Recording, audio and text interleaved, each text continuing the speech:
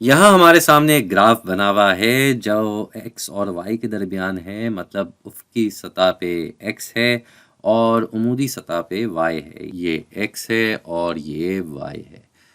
इनका जो ताल्लुक है आपस में वो इस लकीर, इस सिमत के ज़रिए बताया गया है कि जैसे-जैसे यहाँ x बढ़ रहा है, y भी बढ़ रहा है, और अगर पीछे जाते हुए देखें तो जैसे-जैसे x कम हो रहा है तो y भी कम हो रहा है। ये जो इनके आपस में ताल्लुक है, ये मुतनासिब ताल्लुक है। उसकी वजह ये है कि ये एक ही तरीके से बढ़ रहा है और एक ही तरीके से कम हो रहा है। इसको मज़ीद समझने के लिए हम इसका अगर ये पॉइंट ले लें, ये जो यहाँ दिया हुआ है, ये पॉइंट पे y की जो मिक़दार है वो 2 आ रही है और x की जो मिक़दार है ये 2 और 4 के बिल्कुल बीच में, यानी कि ये 3 आ रही है। तो अगर हम y को x से तक़सीम करें तो हमारा यहाँ पे जवाब आ रहा है 2/3। ठीक है जी। इसी तरीके से हम कोई और पॉइंट ले लें, अगर हम ये पॉइंट ले लें तो यहाँ पे भी क्या आएगा, इधर y की जो मिक़दार है वो 4 बन रही है और x की जो मिक़दार है वो ये 6 बन रही है। तो इधर हम 4/6 करके देखें तो फिर से हमारे पास वही जवाब आ रहा है। इसका मुनफ़रिद रूप जो है वो 2/3 ही है। अब इस हिस्से में भी देख लेते हैं जहाँ दोनों मनफ़ी चल रहे हैं, तो इस हिस्से में भी ऐसा ही है। अगर हम ये पॉइंट उठा के देख लें तो यहाँ पे x की मिक़दार जो है वो -3 है और y की मिक़दार जो है वो -2 है। तो -2 बटा -3 अगर हम करते हैं तो मनफ़ी कट जाता है और फिर से हमारे पास जवाब आता है 2/3।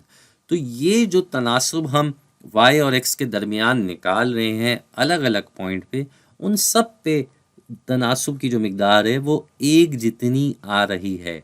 तो ये जो मुसलसल मिक़दार चलती आती है, ये बताती है कि इनके दरमियान मुतनासिब ताल्लुक है, जिसको हम अंग्रेज़ी में प्रोपोर्शन कहते हैं कि ये दोनों एक दूसरे से प्रोपोर्शन में चल रहे हैं। जितने से x बढ़ा उतने से ही y बढ़ रहा है। ठीक है? और ये जो इनकी मिक़दार है तनासुब की, जो मुसलसल बरकरार चल रही है, इसको हम कहते हैं कांस्टेंट ऑफ प्रोपोर्शनैलिटी। अंग्रेज़ी में इसको कहा जाता है कांस्टेंट ऑफ प्रोपोर्शनैलिटी। सही है जी। तो ये वो चीज़ है जो इस तनासुब को बरकरार रखती है। ये वो मिक़दार है जो कभी नहीं बदलती इस सूरत में, इस ग्राफ में। तो ये चीज़ जो है ये आपको समझाने का मकसद था इस वीडियो में।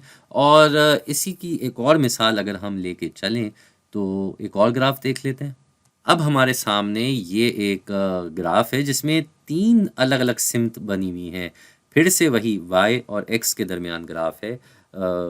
और यहाँ a, b और c ये 3 लाइनें बनी हुई है।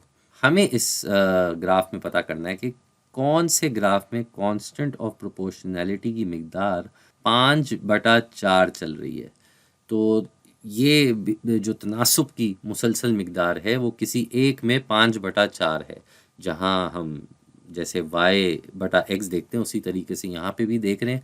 तो y की मिक़दार 5 होनी चाहिए, तो हम इस ग्राफ में देखें तो y की मिक़दार 5 यहाँ 6 और 4 के दरमियान आएगा, बिल्कुल बीच में आएगा। तो यहाँ पे इस लाइन पे, इस a की सिमत पे ये जो आ रहा है, ये आ रहा है 5/2। तो ये तो नहीं होगा, ये तो नहीं हो सकता।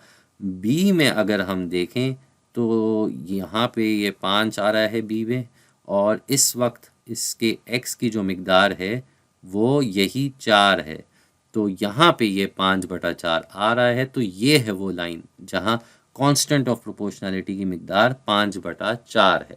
अगर हम पॉइंट C को देखें तो ये तो हो ही नहीं सकता, क्योंकि इसमें सारे पॉइंट पर x की मिक़दार y की मिक़दार से ज़्यादा है। भाई देखें ना, जब तक y 2 हुआ है तब तक x की मिक़दार 8 हो गई। 2 के बदले 8 चल रहा है। तो इसका तो जब 5 आएगा तो वो तो बहुत आगे आएगा भाई, और तब तक x की मिक़दार पता नहीं कितनी बड़ी हो जाएगी। तो ये तो नहीं होगा, ये भी नहीं होगा, a भी नहीं था। सिर्फ b जो है उसमें ये कांस्टेंट ऑफ प्रोपोर्शनैलिटी की मिक़दार आ रही है। यहाँ इनका जो तनासुब चल रहा है वो मुसलसल तौर पे 5/4 चल रहा है। तो उम्मीद है आपको इस वीडियो से थोड़ा बहुत पता चल गया होगा कि मुतनासिब ताल्लुक़ कैसे आता है, उसकी क्या अहमियत होती है, और ये कांस्टेंट ऑफ प्रोपोर्शनैलिटी जो है ये लफ्ज़ भी याद रख लें तो बहुत अच्छा होगा।